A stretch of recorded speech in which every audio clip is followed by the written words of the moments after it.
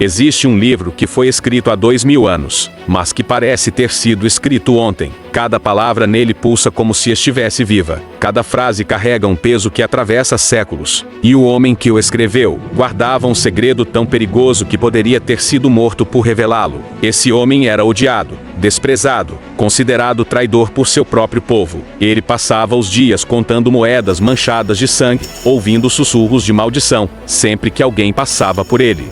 Mas então, algo impossível aconteceu, e ele percebeu que toda a história da humanidade desde Adão até aquele exato momento, estava convergindo para um único ponto, um único homem, um único propósito. O que você está prestes a descobrir não é apenas sobre um livro antigo, é sobre como 4000 anos de promessas, profecias e esperanças foram escritos, pensando em você. Prepare-se, porque depois deste vídeo, você nunca mais vai ler a Bíblia da mesma forma. Cafarnaum, uma pequena cidade às margens do mar da Galileia. O sol está quente, quase insuportável. Na esquina de uma rua poeirenta, há uma mesa de madeira gasta. Sentado ali, um homem conta moedas romanas. Suas mãos estão sujas de tinta e suor. Seus olhos, cansados, parecem carregar o peso de 1000 noites sem dormir. Esse homem é Mateus, mas ninguém o chama assim. Para os judeus que passam apressados, desviando o olhar, ele é apenas o publicano, o coletor de impostos.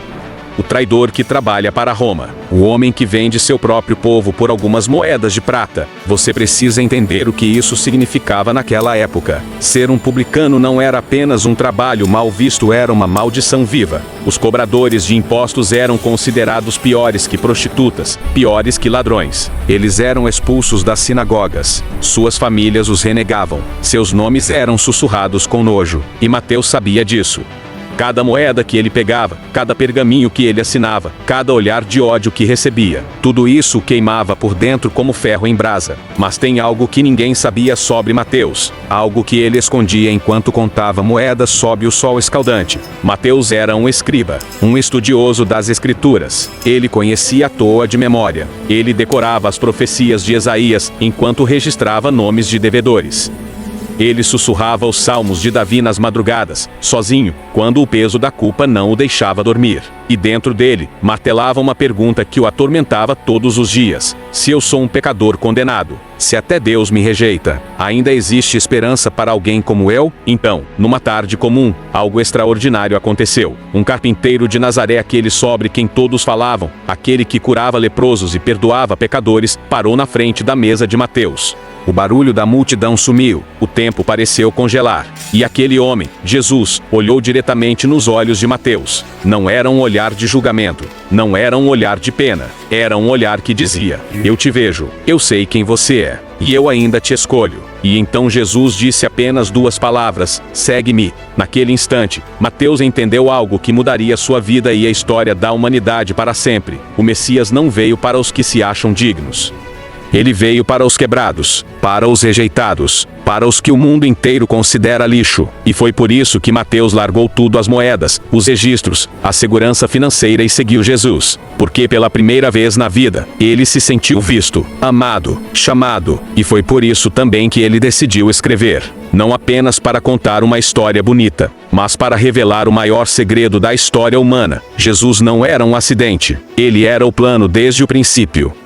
E cada nome, cada promessa, cada profecia do Antigo Testamento estava apontando para ele. Mateus não ia apenas narrar fatos. Ele ia tecer uma tapeçaria que conectaria Abraão a Jesus, Moisés a Jesus, Davi a Jesus, e você a Jesus. Agora, me escuta com atenção, porque o que eu vou te contar agora vai mudar completamente a forma como você enxerga o início do Evangelho de Mateus. Se você já tentou ler Mateus do começo, provavelmente deu de cara com isso.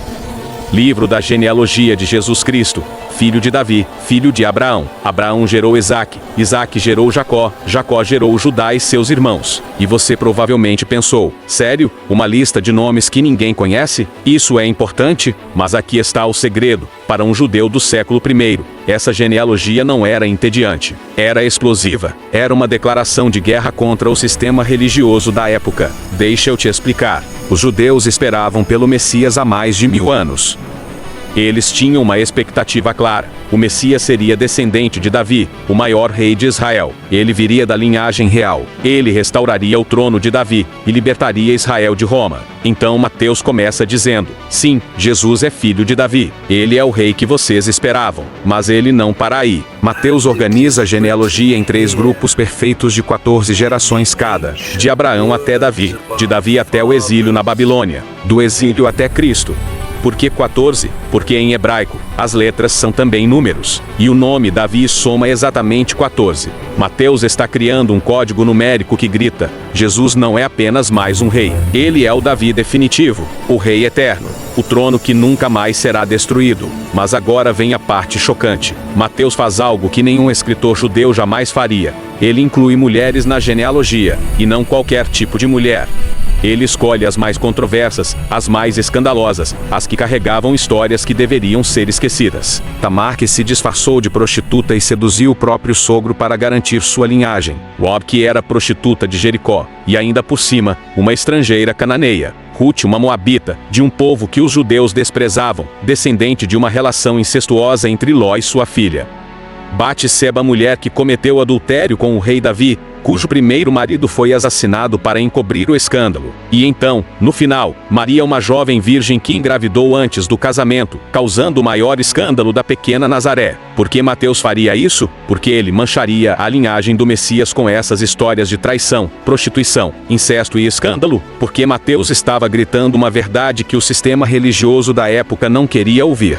Jesus não veio para os puros. Ele veio exatamente para os impuros, para os que carregam vergonha, para os que acham que estão longe demais de Deus. Mateus estava dizendo: olha a genealogia do Messias. Ele tem sangue de pecadores nas veias. Ele descende de prostitutas, adúlteras, estrangeiras e traidores. E mesmo assim, ou talvez exatamente por isso, ele é o Salvador. E sabe o que isso significa para você? Agora, hoje, significa que não importa o que você fez.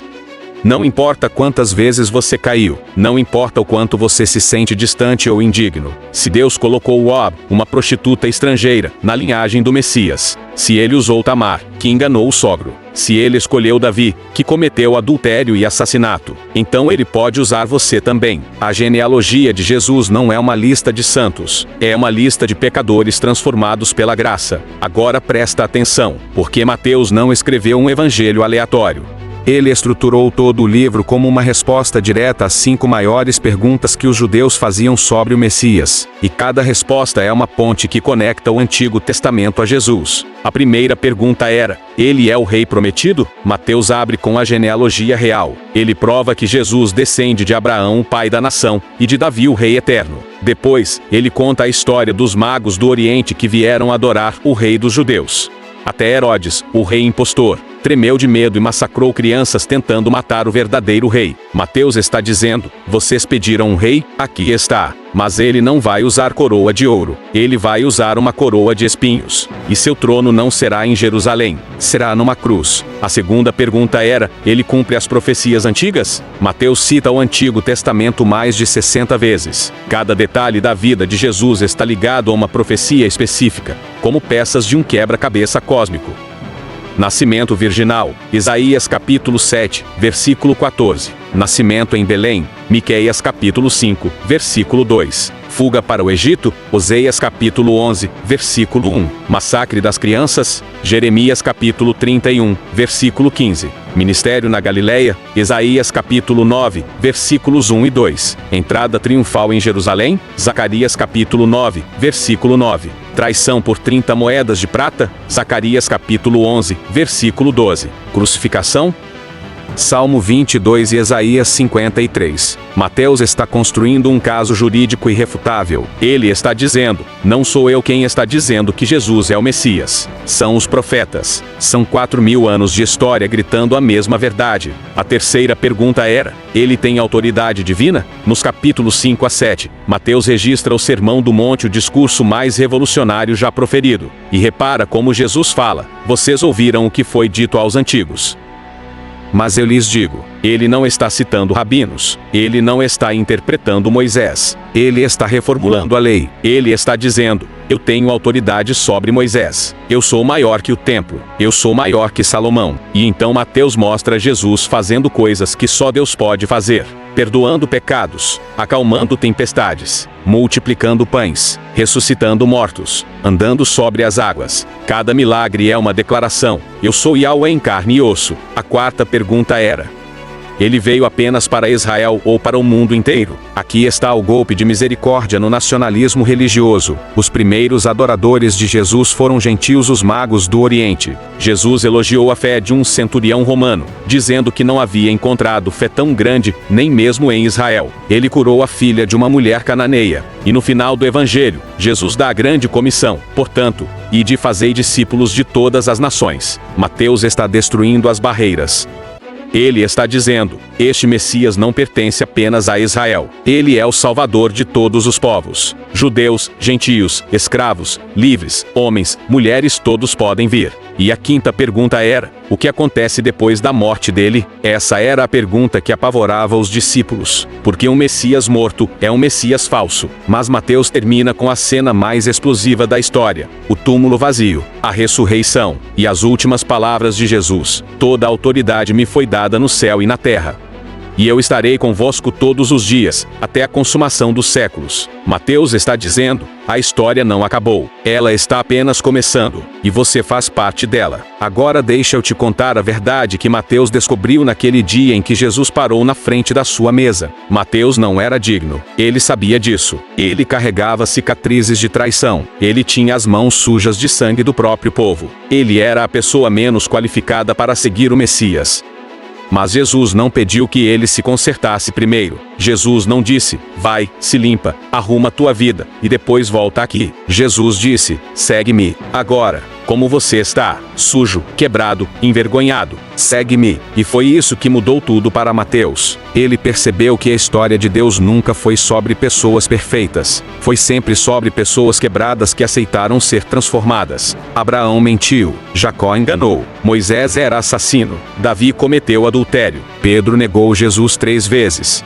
Paulo perseguiu a igreja. E Mateus traiu seu próprio povo por dinheiro. Mas Deus não escolhe os qualificados. Ele qualifica os escolhidos. E é por isso que Mateus escreveu este evangelho, para que 2000 anos depois, você, sentado aí, assistindo a este vídeo, entendesse uma verdade: você não está longe demais. Não importa o que você fez. Não importa quantas vezes você falhou. Não importa o peso da culpa que você carrega. Se Deus pode usar uma prostituta chamada Uab, se ele pode usar um adúltero chamado Davi, se ele pode usar um traidor chamado Mateus, ele pode usar você também. A genealogia de Jesus está cheia de gente como nós. Gente quebrada, gente imperfeita, gente que carrega vergonha. E é exatamente por isso que Jesus veio, não para os que se acham justos, mas para os que sabem que precisam de graça. Mateus morreu como mártir. Ele foi morto por pregar o evangelho que escreveu. Mas antes de morrer, ele deixou uma ponte.